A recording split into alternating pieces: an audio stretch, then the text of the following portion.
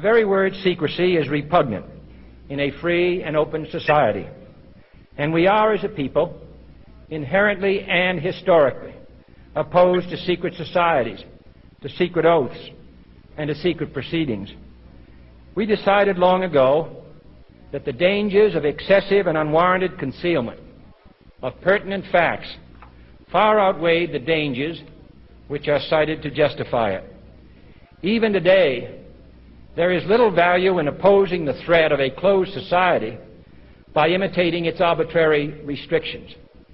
Even today, there is little value in ensuring the survival of our nation if our traditions do not survive with it. And there is very grave danger that an announced need for increased security will be seized upon by those anxious to expand its meaning to the very limits of official censorship and concealment. That I do not intend to permit to the extent that it's in my control. And no official of my administration, whether his rank is high or low, civilian or military, should interpret my words here tonight as an excuse to censor the news, to stifle dissent, to cover up our mistakes, or to withhold from the press and the public the facts they deserve to know. For we are opposed around the world by a monolithic and ruthless conspiracy that relies primarily on covert means for expanding its sphere of influence, on infiltration instead of invasion, on subversion instead of elections, on intimidation instead of free choice, on guerrillas by night instead of armies by day.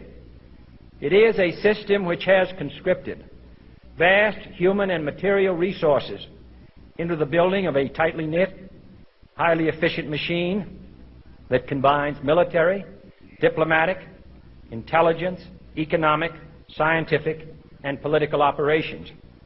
Its preparations are concealed, not published.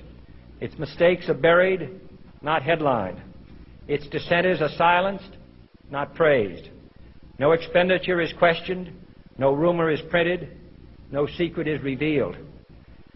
No president should fear public scrutiny of his program, for from that scrutiny comes understanding, and from that understanding comes support or opposition, and both are necessary. I am not asking your newspapers to support an administration, but I am asking your help in the tremendous task of informing and alerting the American people. For I have complete confidence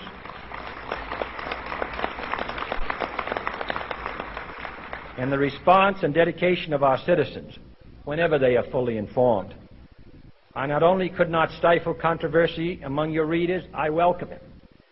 This administration intends to be candid about its errors.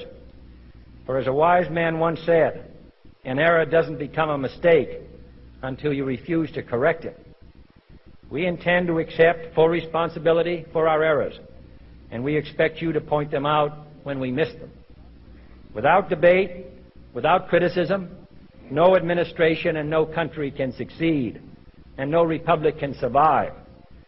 That is why the Athenian lawmaker Solon decreed it a crime for any citizen to shrink from controversy. And that is why our press was protected by the First Amendment, the only business in America specifically protected by the Constitution, not primarily to amuse and entertain, not to emphasize the trivial and the sentimental, not to simply give the public what it wants, but to inform, to arouse, to reflect, to state our dangers and our opportunities, to indicate our crises and our choices, to lead, mold, educate, and sometimes even anger.